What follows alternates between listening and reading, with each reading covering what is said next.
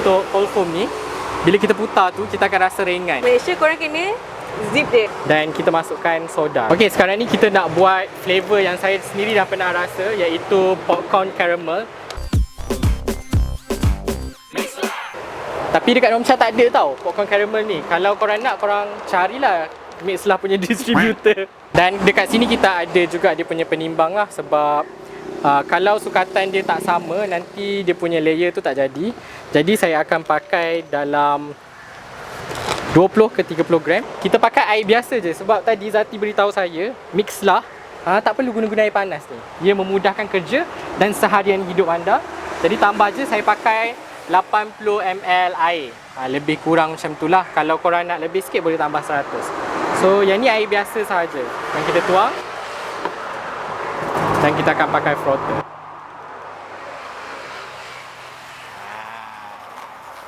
Betul lah.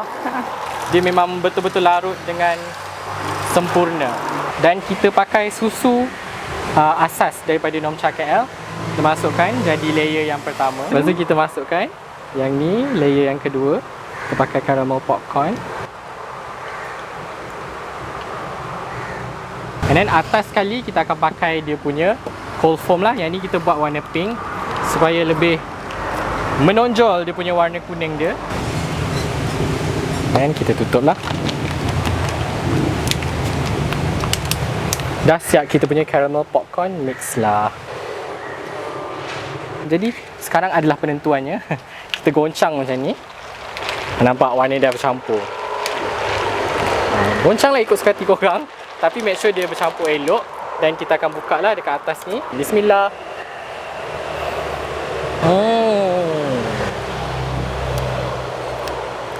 Rasa jagung. Tapi on top of that, dekat hujung taste dia korang akan rasa caramel. Dia memang ada rasa jagung yang cukup kuat, tapi dia ada rasa caramel. Jadi kalau korang minum air jagung biasa-biasa tu, apa kata cubalah Mixlah punya ni. Boleh buat kat rumah juga. Dia akan rasa caramel yang sangat soothing dekat dalam kita punya mulut lah. Sekarang kita nak buat flavor yang kedua. Yang ini adalah yam. Dekat Nomcha pun ada yam juga, tapi saya belum pernah cuba lagi lah yam daripada Mixlah ni. Dan kali ni kita akan cuba. Kita akan buka dan kita akan buat air yam dari Mixlah jadi air Nomcha KL. Sukatan dia masih lagi sama, kita pakai 20 gram.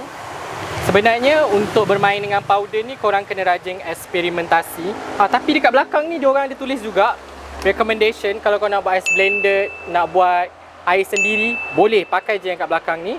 Jangan ragu-ragu. Kalau tak boleh tanya Zat. So kita akan masukkan 20 gram. Satu sudu ni dalam 12 gram tentu. So kita akan masukkan 2 sudu. So 22 gram, lebih sikit lah macam tu.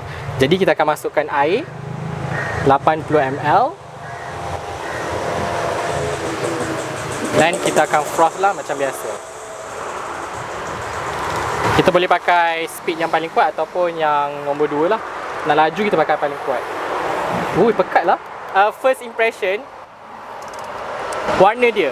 Ni sebenarnya warna keladi yang betul. Warna keladi Nomcha pun tak sepekat ini. Bau-bau keladi.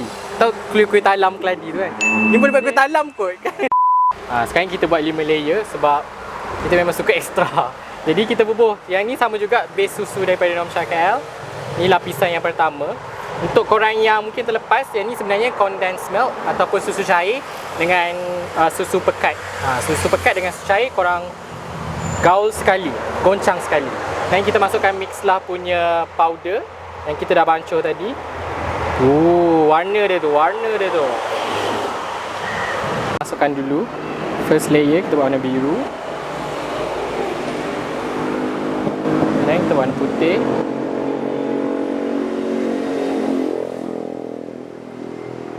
Atas sekali kita letak warna pink.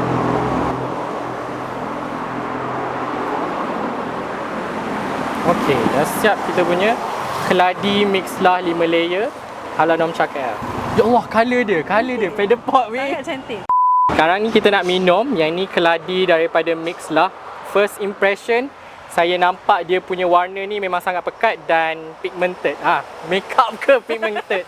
Jadinya dekat atas ni dia punya foam, kita akan goncang dulu lah.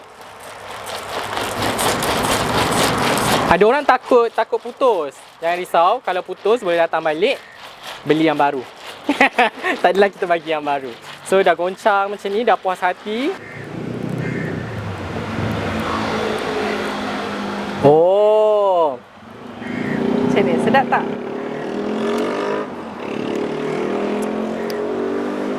dia lagi creamy. Sedap. Yam dia ni macam aiskrim keladi.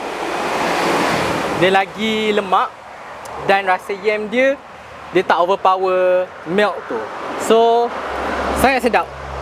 So selalunya kalau milk foam tu yang kita dah bancuh, agak-agak berapa lama dia boleh tahan lah? Sebenarnya dia boleh tahan berhari-hari kalau dia berada di suhu sejuk. Satu je, kena tempat sejuk dan jangan biarkan dia secara terbuka.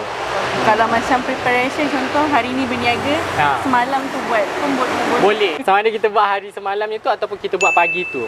So dalam 4 jam tu cukup untuk dia sejuk dan jadi foam yang cantik lah. Kalau nak buat awal lagi pun tak ada masalah. So kita tak adalah rushing. Foam ni kalau kita dah froth dia dah jadi buih dekat atas tu, dia memang akan susah untuk dia naik semula. Jadinya that's why kita bubur sikit-sikit. Susu yang sejuk tu bubur dalam tu. And then bila orang nak order, baru kita froth lah, bagi dia kembang dan kita habiskan. So yang contohlah, biasalah kalau hujan kapal dia balance, kita akan buang je yang dah bubur dalam kita punya pitcher tu. Yang dalam kotak kita akan simpan. Tengok kalau orang yang berniaga, kena tahu sehari korang boleh habiskan berapa banyak. Kalau boleh buat ngam-ngam ataupun lebih sikit je. So benda tu tak adalah membazir dan korang tak adalah rugi kan. F&B ataupun gerai-gerai macam ni, kos tu sangat penting. Hari pertama jual 2 bungkus pun tak happy. Tak ada. Macam mana TikTok aku rupanya kena ban. Tricky part juga untuk berniaga tepi jalan.